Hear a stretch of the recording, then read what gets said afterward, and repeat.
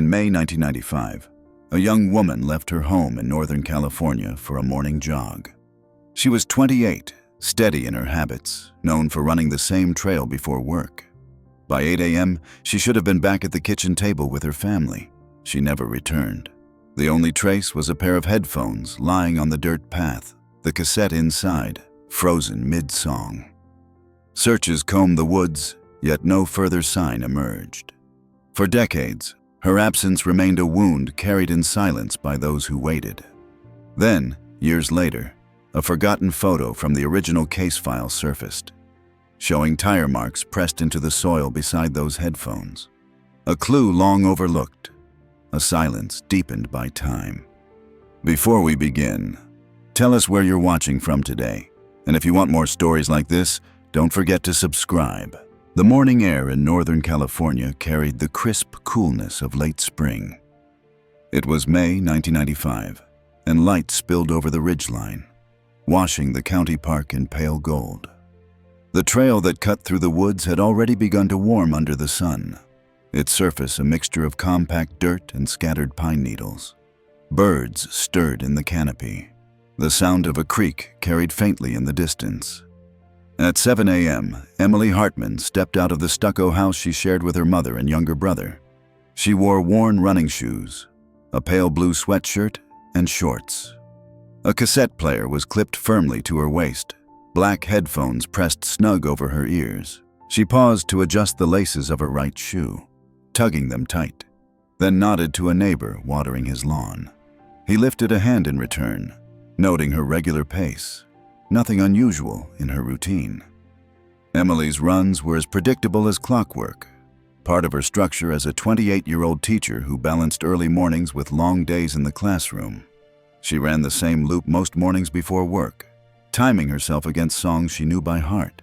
Her mother, Ruth, watched from the kitchen window, drying a plate with a dish towel. There was comfort in that glimpse of her daughter leaving the house, ponytail bouncing lightly as she moved toward the parked car and the trailhead only minutes away. Emily waved once, then vanished behind the stand of trees at the end of the street.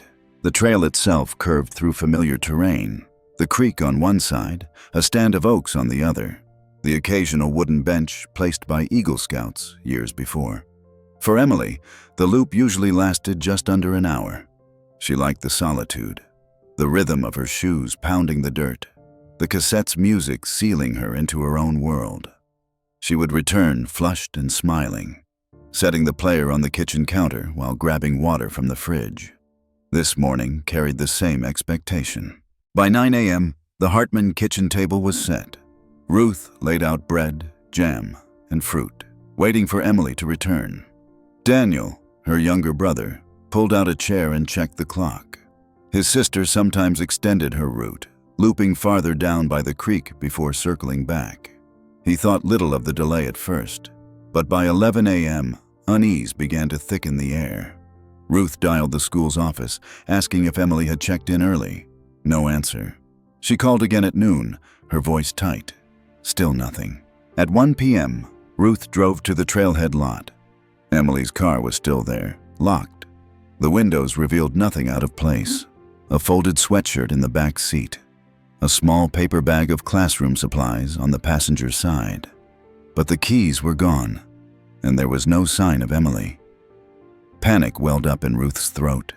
She scanned the lot, rows of cars shimmering under the midday sun, tree line standing still, heavy with silence. She called Daniel. He arrived within minutes, his face pale, trying to reassure his mother but failing to believe his own words. Deputies from the sheriff's office responded quickly. Radios crackled as they organized, boots grinding over the dirt trail.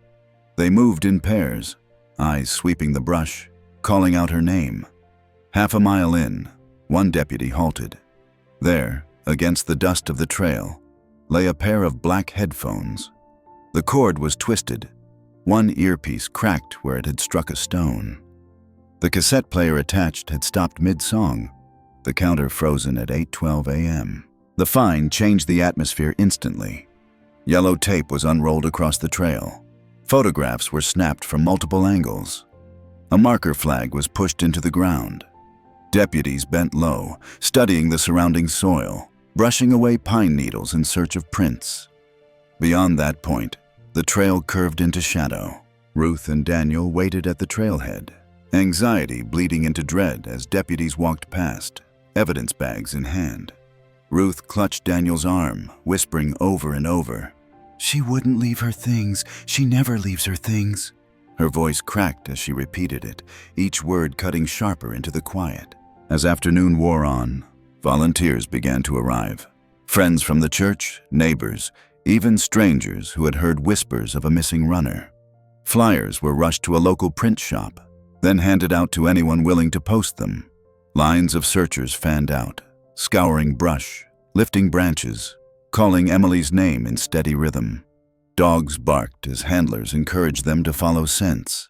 One dog pulled sharply toward the creek, but the trail dissipated on the bank, leaving no trace. By 6 p.m., the forest echoed with the drone of a helicopter. Its spotlight swept across the canopy, searching for movement, for color against green. Nothing appeared.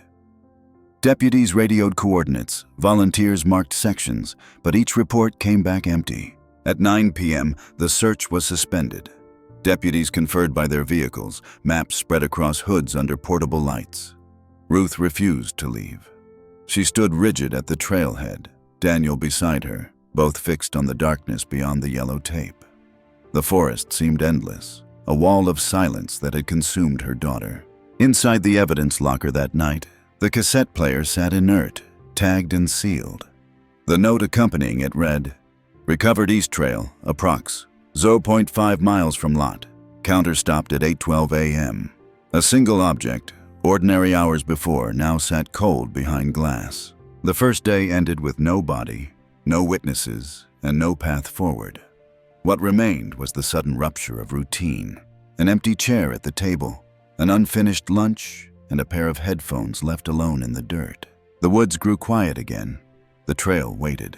The headphones lay silent, half buried in cold dirt. Morning returned with a low mist clinging to the edges of the creek.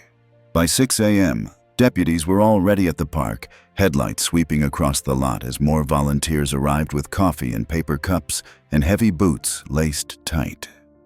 The yellow tape still hung across the trail where the headphones had been found the night before, fluttering faintly in the breeze. Searchers gathered in a semicircle, listening as the sheriff's team outlined the plan for the day.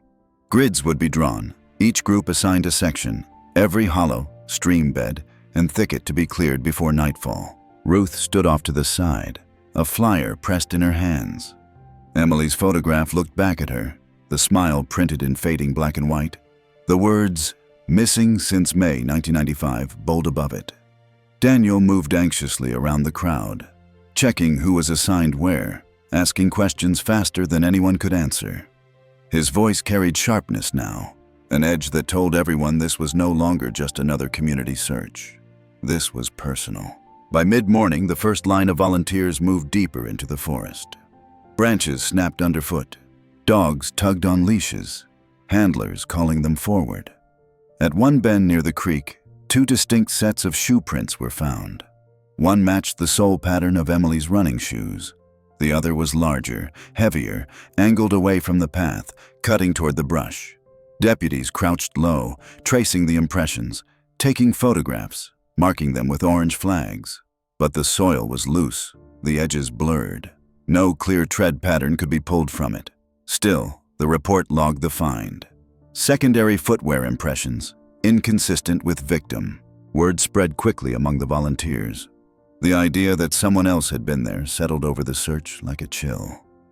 Daniel pressed the deputies for answers, his voice rising until Ruth placed a hand on his shoulder. The deputies said little, their faces tight, repeating the same measured lines about waiting for lab confirmation. By noon, the flyers were everywhere, stapled to telephone poles, taped to storefront windows, pushed under windshield wipers. Emily's headphones, noted in small print on each sheet, became shorthand for the case. Last seen wearing headphones, carrying cassette player, the words read. Something once ordinary had turned into a haunting marker of her absence. The search expanded. Helicopters circled again, their rotors rattling branches and sending leaves scattering. On the ground, lines of people moved shoulder to shoulder, calling Emily's name, pushing aside brambles. The creek was dragged with hooks. The banks probed for signs of clothing, scraps of fabric, anything. Nothing emerged. At the church hall that evening, exhaustion weighed on everyone.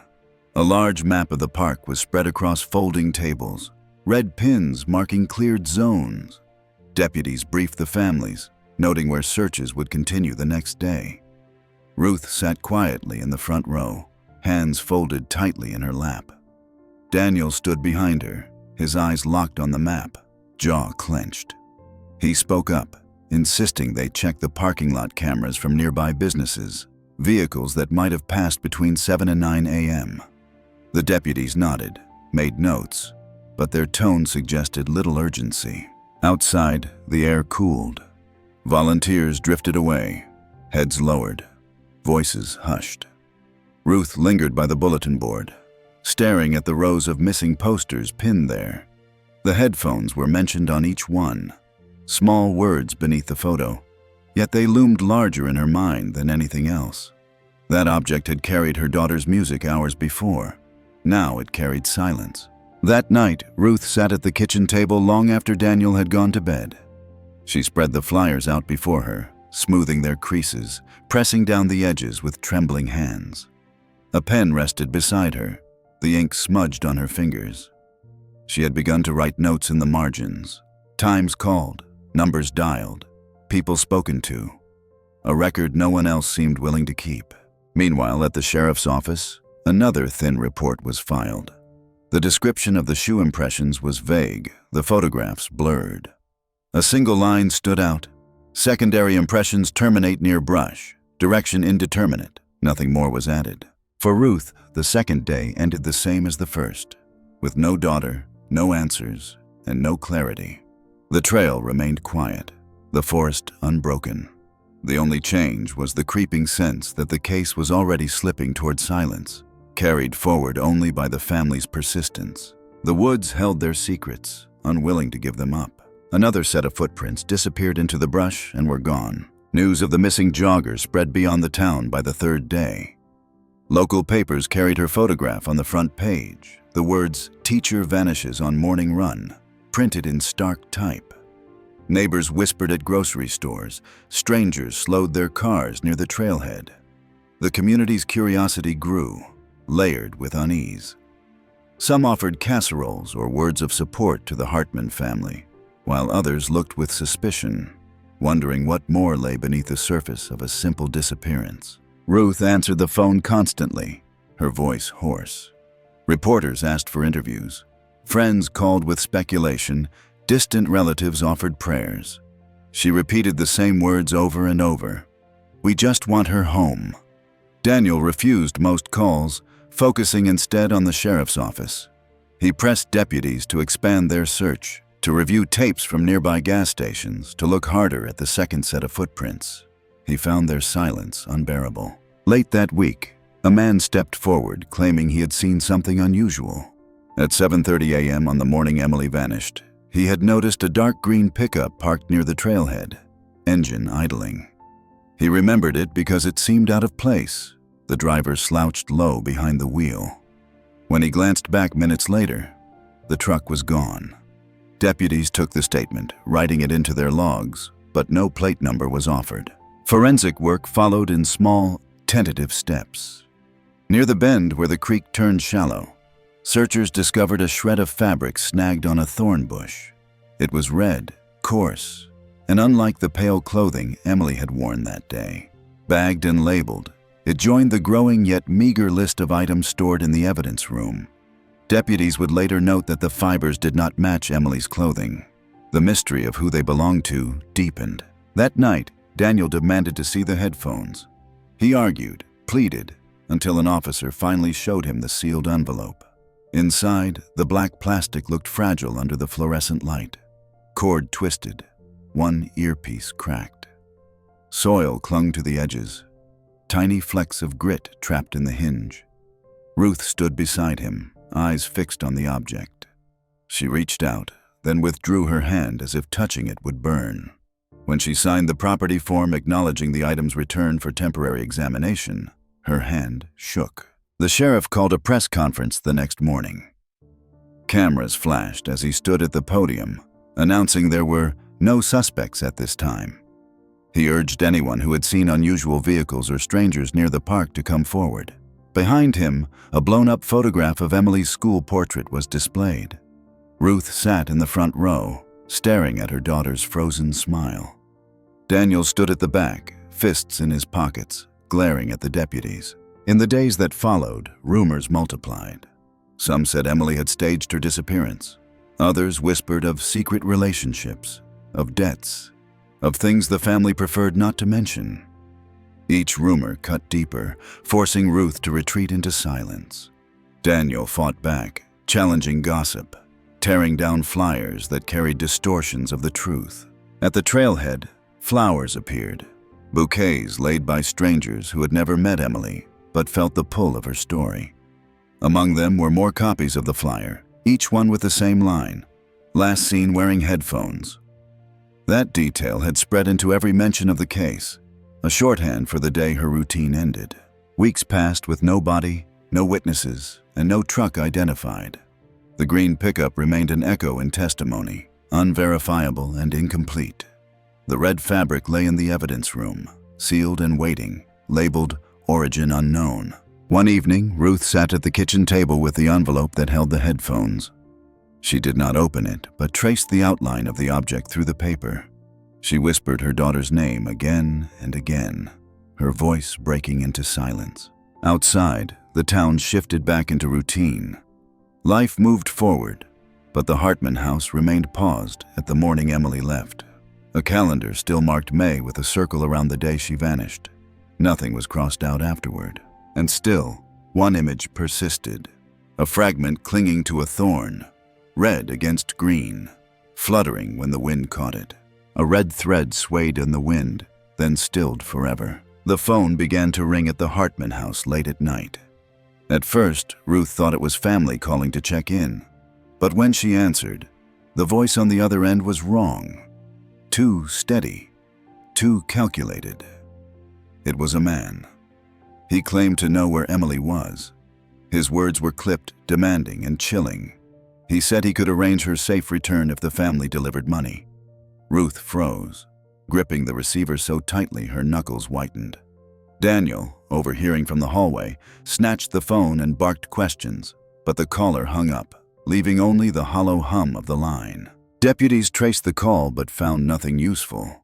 They told Ruth the demand was almost certainly a hoax, someone exploiting their grief. Yet the damage was done. Each ring of the telephone after that filled the house with dread. Ruth began keeping a spiral notebook on the kitchen table, recording every time the phone rang, what was said, and what background noises she could hear.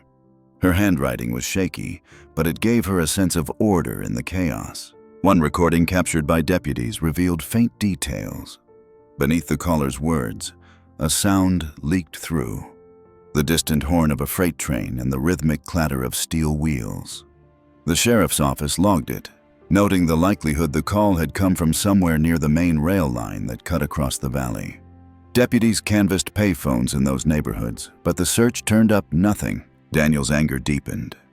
He spent afternoons stapling new flyers, evenings calling local radio stations, and nights pacing the house.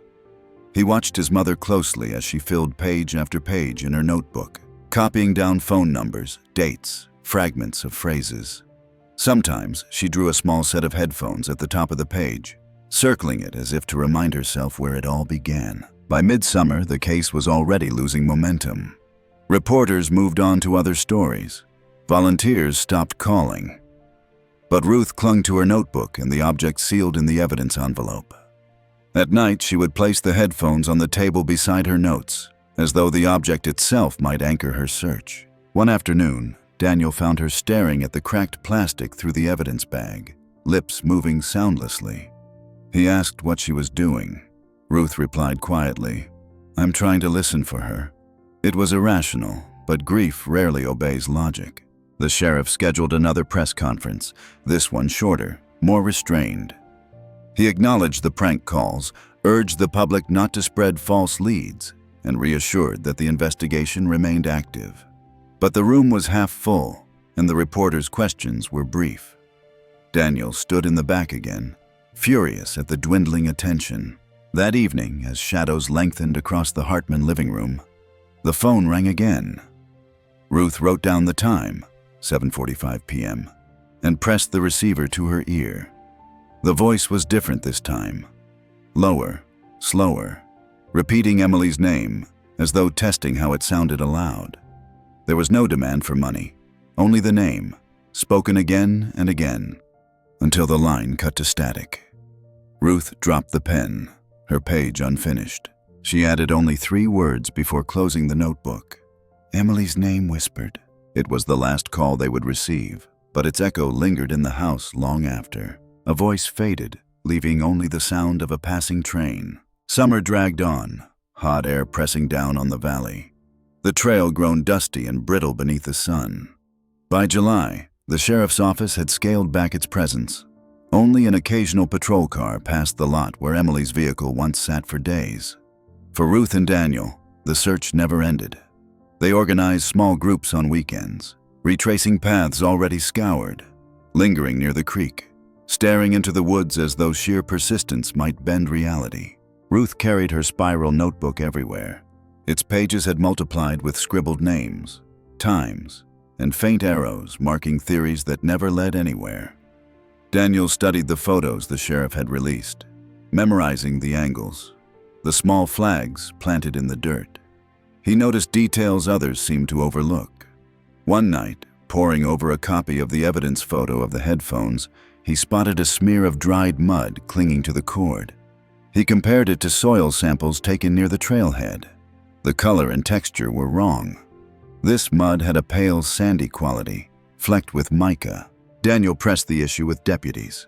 At first, they dismissed it, but under pressure, they agreed to send the soil sample for analysis. Weeks later, a report confirmed what Daniel suspected.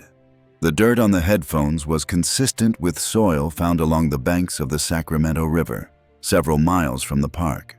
It was a tiny revelation, but enough to reignite his determination. Ruth held the envelope with the headphones one evening, staring at the faint stain of river sand. She whispered that her daughter's last steps might not have ended on the trail after all. It was a possibility both terrifying and necessary, that Emily had been moved. At the next church gathering, Ruth spoke haltingly to friends and neighbors about this discovery. Some nodded, others looked away. The whispers afterward grew louder. Why had the deputies missed it?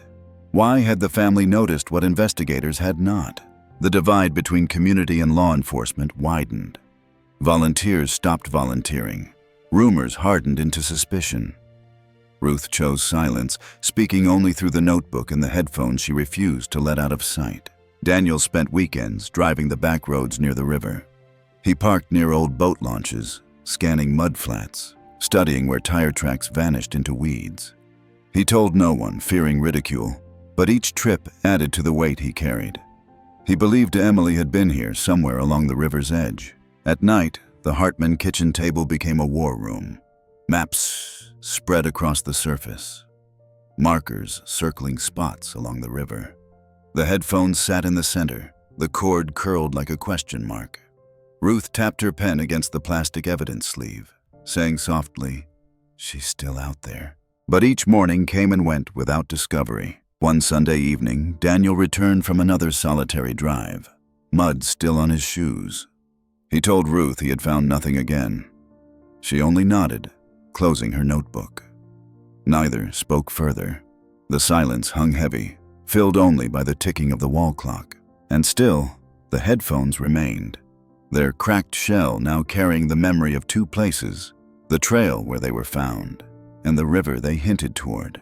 Grains of pale river sand clung stubbornly to the broken cord. The Sacramento River cut wide and slow through farmland and industrial yards, its surface glinting in the summer sun. Fishermen lined the banks on weekends, coolers and folding chairs set against the heat. It was here, weeks after the official search had ended, that another thread surfaced. A local angler, a man named Carl Jennings, told deputies he had seen something strange the morning of May 12th, the very day Emily vanished. He had been casting near a bend upriver when he noticed a young woman in running gear jogging along the levee path. Moments later, a dark truck appeared, pulling to the side of the dirt road. The woman slowed as though startled, then disappeared from Carl's line of sight. He assumed she had cut into the trees. Only later, after hearing news of the missing teacher, did he begin to wonder. Deputies followed up, questioning Carl in detail. He described the truck as green, possibly a pickup, though distance and morning haze left him uncertain. His account, while vague, aligned too neatly with the earlier report of a truck near the trailhead. It suggested movement, that Emily may have been taken from the park and brought here. The riverbank was searched once more. Officers and volunteers waded through reeds and mud. Near an old boat ramp, a cracked plastic container was found lodged against driftwood. It looked like a discarded tackle box, half buried in silt. Inside, waterlogged and broken, nothing of value remained. Yet forensic technicians lifted partial fingerprints from the surface. They did not match Emily. Entered into databases, they returned no hits. The evidence bag was sealed and stored. Another fragment, another piece with no clear owner. Ruth heard about the find only days later. She drove with Daniel to the river, standing at the spot where the container had been pulled. She carried the headphones with her, tucked into her coat pocket, as though they might resonate with the place. She stood still, staring across the wide water, whispering Emily's name against the steady rush of current. Daniel paced along the dirt track where Carl claimed he saw the truck. He crouched low, brushing at faint tire ruts hardened in the sun. His mind turned them into possibilities, each groove a potential clue. But deputies had already dismissed them. Too old, too faint. In town, whispers spread further. The idea of a predator moving between trail and river unsettled everyone. Parents warned children to avoid running alone. Women altered their routes, sticking to sidewalks and busy streets. A jogger's routine, once mundane, now seemed tinged with danger. At home, Ruth returned to her notebook. She added Carl's statement, the location of the ramp, the details of the container. On one page, she drew the outline of headphones again, placing them beside the words riverbank. For her, every page circled back to that object. That night, she sat at the kitchen table, headphones resting beside her tea. She pressed her hand lightly to the plastic, eyes closed. She imagined the sound of water, the hum of a truck engine, the sudden silence that followed. Daniel told her they would find more, that the truth would emerge if they pushed harder. But Ruth only nodded. She had stopped expecting swift answers. The summer waned. The sheriff's office shifted focus to other cases. Files were boxed, shelves labeled, evidence sealed. Yet in the Hartman home, the search never dimmed, and the image remained. The shape of a truck vanishing down a levee road, leaving behind nothing but ruts in the dirt, and silence by the water. Tire grooves hardened in sun, fading into the river's edge. Years crept by, and the trail where Emily vanished began to look ordinary again. Joggers returned, families hiked with children, and new faces in town only knew the story from faded flyers still stapled to the notice board near the lot. For Ruth and Daniel, however, the calendar had frozen in 1995. Every May, they organized a small search, tracing the path where the headphones were found, following the bend by the creek, then driving out to the riverbank. Each year, the crowd grew smaller. What had once drawn dozens now attracted only a handful. By the early 2000s, a new sheriff had taken office. Ruth wrote him letters, each carefully dated, requesting the case be revisited. Some went unanswered, others returned with brief acknowledgments. She kept copies in her notebook, the stack growing thick. On many pages, she drew the same small sketch: headphones, cord coiled like a loop, circled in ink. Then came a string of incidents that shifted whispers into alarm. In neighboring counties, women reported being followed while running on rural trails. One described a man parked in a truck at the trailhead, staring as she laced her shoes. Another said headlights flashed behind her as she jogged near dusk. None were harmed, but the pattern stirred unease. Local papers connected the dots, reviving memories of Emily's case. Deputies reopened files briefly, re-examining witness statements. They circulated a composite sketch based on descriptions from the new reports. A man in his 30s or 40s, sharp cheekbones, eyes described as watchful. The drawing was rough, details blurred, yet something in its cold gaze unsettled anyone who looked. Ruth clipped the sketch from the paper and taped it into her notebook. Daniel stared at it for long minutes, then shoved it aside. "Too vague," he muttered. Community meetings were held in school gyms and town halls. Residents voiced fears about trails once considered safe. At one meeting, Daniel stood and spoke about his sister. His words trembled with anger. "She was taken here, in daylight. We found her headphones. That's all we ever got. If someone's still out there, we can't keep pretending it didn't happen." Murmurs rippled through the crowd. Some nodded, others looked away. Afterward, Ruth lingered, answering quiet questions. One woman pressed her hand, whispering she no longer ran alone. Another asked to see the headphones. Ruth declined, but described them softly. Cracked plastic, frozen counter, soil still clinging. The room fell silent as she spoke, the object now an emblem of fear and memory alike. That night, Daniel spread old case files across the kitchen table. He compared times, maps, and the new sketch. He circled areas of overlap in red marker. Yet for every line he drew, the uncertainty only widened. Without a suspect, the echoes of predation remained intangible, like a shadow slipping between trees. The trail itself seemed to hold the memory. Joggers spoke of feeling watched, of hearing branches snap when no one followed. Rumor blurred with fear, but the unease was real. In the Hartman house, the headphones rested in their envelope, tucked into Ruth's desk drawer. She opened it often, touching the edge of the paper sleeve as though it were a relic. When Daniel caught her one evening, she explained simply, "It's all we have left of that morning." The years offered no closure, only echoes, resurfacing when another runner felt a presence behind her, when another story made the news, when another sketch was pinned to a board. And through it all, one image lingered. The crude drawing of a man's face, eyes staring out from lines that refused to blur away. The sketched eyes stared blankly, fixed on anyone who looked back. By 2010, Daniel had built a career as a lawyer. Yet behind the polished suits and legal arguments, his nights remained bound to a single obsession. He filed requests under the Freedom of Information Act, prying open the old case file. Stacks of photocopied reports arrived in thick envelopes. He carried them home, spread them across his desk, and studied each line until dawn. Among the documents were photographs never released publicly. Grainy black and white prints of the trail, the creek bend, the flagged ground where the headphones were discovered. Most showed nothing beyond what he already knew. But then one frame caught him. The headphones lay in the dirt, cord twisted, but alongside them, pressed deep into the soil, was a pattern he had never seen noted. Tire impressions. They ran parallel to the trail, faint but unmistakable. Daniel froze, anger flooding through him. Why had this not been highlighted in the reports? He checked the deputy's notes from that day. No mention. The official file described only personal property recovered along trail approx 0.5 miles from lot. The photograph told a different story. He pinned the image to the wall above his desk.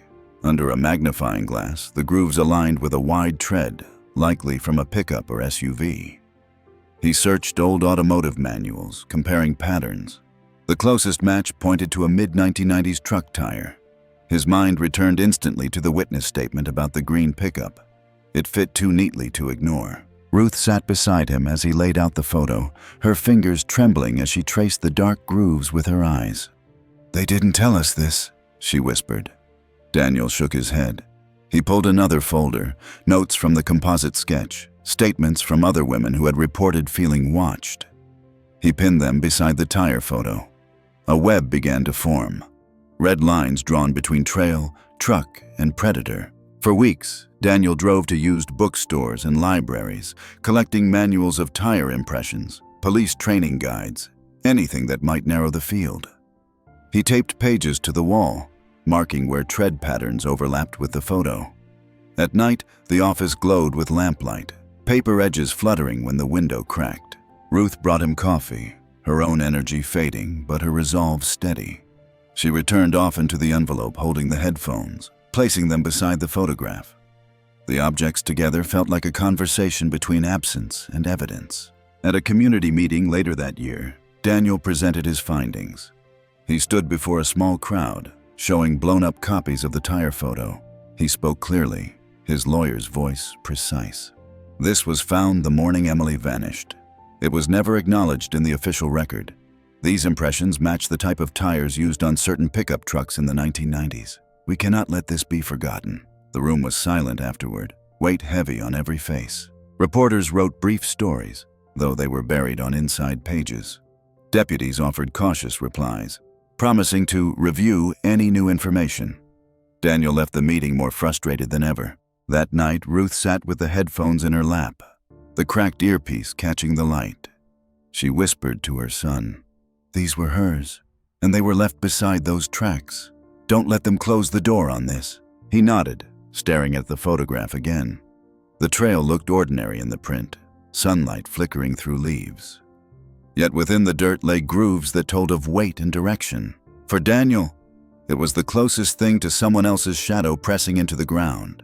And though time had eroded memory, the marks in that soil, captured in one overlooked frame, refused to fade. Tire marks pressed deep, hidden beside the abandoned headphones. Daniel no longer trusted silence. He believed answers existed, buried not in memory, but in records, in paper that time had scattered. He began tracing ownership of trucks, focusing on green pickups from the mid-1990s registered within 50 miles of the park. He filed public record requests, combed DMV archives, pulled insurance data. Nights turned into mornings at his desk, photographs of Emily taped beside lists of names. Through months of searching, one lead sharpened. A man who had once lived near the park, arrested years earlier for harassment, owned a green pickup matching the description. His registration ended abruptly in late 1995, coinciding with his sudden move to another state. The detail was stark. Daniel circled it in red ink. The next step came unexpectedly. In a box of discarded files from a shuttered tire shop, Daniel uncovered an old repair invoice. The document listed replacement tires for a mid-1990s pickup, the same rare tread pattern that matched the photograph from the trail. The name on the invoice was blurred by grease, but legible enough to confirm it belonged to the same man he had flagged. Daniel presented the discovery to deputies. They listened, brows furrowed, and agreed to review. But weeks passed, then months. No follow-up came. The file was acknowledged, then folded into silence. Frustration burned, yet Daniel refused to let go. He stored the invoice in a clear sleeve, sliding it beside the photo of the headphones and tire impressions. To him, it was undeniable. A truck, a man, and a pattern of predation. Ruth watched her son gather these fragments into what he called the real record. She said little, her body frail now, but she sat beside him as he arranged the pieces. Sometimes she would reach for the envelope holding the headphones, laying it gently on top of the papers, as though giving the investigation weight. In late autumn, Daniel stood once more in a community hall, displaying the invoice under bright lights. He explained the rarity of the tire, the alignment with the photograph, the connection to the man who left town. The audience sat hushed. Someone asked if the sheriff would act. Daniel answered bitterly, "They had their chance years ago. This is ours now." Afterward, as chairs scraped and voices dimmed, Daniel lingered at the podium. He stared at the blown-up photo of the tire impressions, then at the grease-stained invoice pinned beside it. He thought of Emily, of the morning she laced her shoes and vanished, and of how thin the thread was between routine and ruin. At home that night, the papers remained spread across the kitchen table. The headphones lay on top, cord curled tight, cracked earpiece facing upward. Daniel touched them briefly, then withdrew his hand, almost as if the object carried current. The silence of the house pressed down. The calendar on the wall still marked May 1995 with a circle. The months beyond it remained blank. And in the evidence stack, one small piece of paper seemed to breathe louder than the rest. An old invoice, greasy fingerprints fading, yet refusing to be ignored. A grease-stained receipt pointed toward a name never spoken aloud. Winter settled over the valley, cold air seeping into the Hartman house through window panes that had not been replaced in decades. Ruth's health was failing. She moved slowly now, her steps deliberate, her hands thinner each month. Yet her mind remained fixed on one task, guarding the fragments of Emily's case. One evening, she called Daniel into her bedroom. On the bed sat a wooden box, its surface scarred with scratches from years of use. She opened it with trembling fingers. Inside lay mementos, a pressed flower, a folded program from Emily's graduation, and at the bottom, the envelope holding the headphones. Ruth lifted it carefully and placed it in Daniel's hands. "These belong to you now," she whispered. Her eyes glistened, not from weakness, but from fierce determination. "Don't let them disappear." Daniel hesitated, staring at the object sealed for more than a decade. The cracked earpiece was visible through the thin evidence plastic, the cord curled, still bearing faint grains of soil. For years he had treated it as evidence. In this moment, it felt like inheritance. Alongside the envelope lay another document Ruth had preserved, the laboratory report from the summer of 1995. It detailed the small red fabric fragment collected on the thorn bush near the creek. The conclusion was blunt: origin undetermined, not consistent with victim's clothing. Nothing further, no suspect, no closure, just uncertainty preserved in ink. Daniel read it aloud, the words like a dull echo. Ruth closed her eyes, whispering that the report had haunted her more than the phone calls, because it was final yet meaningless. A sentence that ended nothing. That winter, Daniel began reorganizing the case in his office. He placed the headphones in a clear protective sleeve, set them on the desk beside the tire impression photo and the grease-stained invoice. The items formed a grim constellation, points of reference in a darkness too wide. Ruth would sometimes sit in the doorway, watching him work. She no longer spoke of justice, but of memory. "It matters that someone remembers every detail," she told him, "even if the world forgets." At the sheriff's office, the case file remained dormant, boxed and shelved. Deputies moved on to newer crimes. To Daniel, the silence was a second wound. He built his own archive at home, binders labeled with dates, maps marked with notes, letters copied into thick folders. Each binder began with the same symbol on the cover, a simple sketch of headphones, drawn in his own hand. In early spring, Ruth's strength faded further. She spent most days in bed, the notebook resting on her nightstand. The last page she wrote carried only a single line: "Headphones by the creek. Remember." Daniel found her asleep one evening, her hand resting gently on the closed notebook.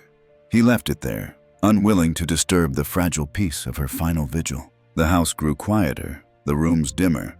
But on the desk in Daniel's office, the objects waited: headphones, photo, invoice, and report. Each piece incomplete, each pointing somewhere just beyond reach. And in the wooden box, now his to guard, the headphones remained the most unbearable, both evidence and relic, both question and inheritance. In the wooden box, the headphones rested like a heart gone still. The spring after Ruth passed, Daniel packed the binders, photographs, and envelopes into neat stacks. He could not let them vanish into storage. Instead, he reached out to a nonprofit group dedicated to unresolved disappearances, men and women who volunteered their time to re-examine evidence. They agreed to review Emily's case. Weeks later, Daniel met them in a modest office filled with metal filing cabinets and stacks of case boxes. He laid out the headphones, the grease-stained invoice, the tire impression photograph, and Ruth's notebooks. Volunteers listened carefully, flipping through pages, marking points with yellow tabs. For the first time in years, Daniel felt others shared the weight. One technician lingered over the old plastic container recovered near the river. He pointed out the fingerprint analysis from the 1990s, inconclusive at the time. "We can run this again," he said, "against databases that didn't exist then." Daniel agreed immediately. Months later, the result arrived. A match had been found. The partial prints belonged to a man arrested in another state for a string of sexual assaults. He was in his 50s now, serving a sentence, but he had lived within 30 miles of the trail in 1995. The discovery sent a jolt through Daniel. It was the first tangible link, something more than rumor or suggestion. He drove to the prison where the man was held. He wasn't permitted to meet him, but spoke with investigators who confirmed the fingerprints. Still, the man denied any involvement in Emily's disappearance. Without direct evidence, no body, no witness, no confession, the case could not move forward. The match stood as a haunting connection, but nothing more. Daniel returned home that night to the wooden box on his desk. He lifted the headphones, still sealed in their sleeve, and placed them beside the print report. For him, the juxtaposition was unbearable. One object spoke of his sister's presence, the other of a predator's shadow. The space between them remained empty. News of the fingerprint surfaced in a small article, barely noticed. It reignited whispers in town, though.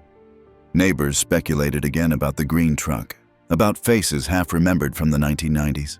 Some wondered if the sheriff's office had buried leads. Others simply shook their heads, saying nothing ever truly closes. Daniel filed motions, pushing for further investigation, but the system responded with indifference. The nonprofit team urged patience, but patience felt like surrender.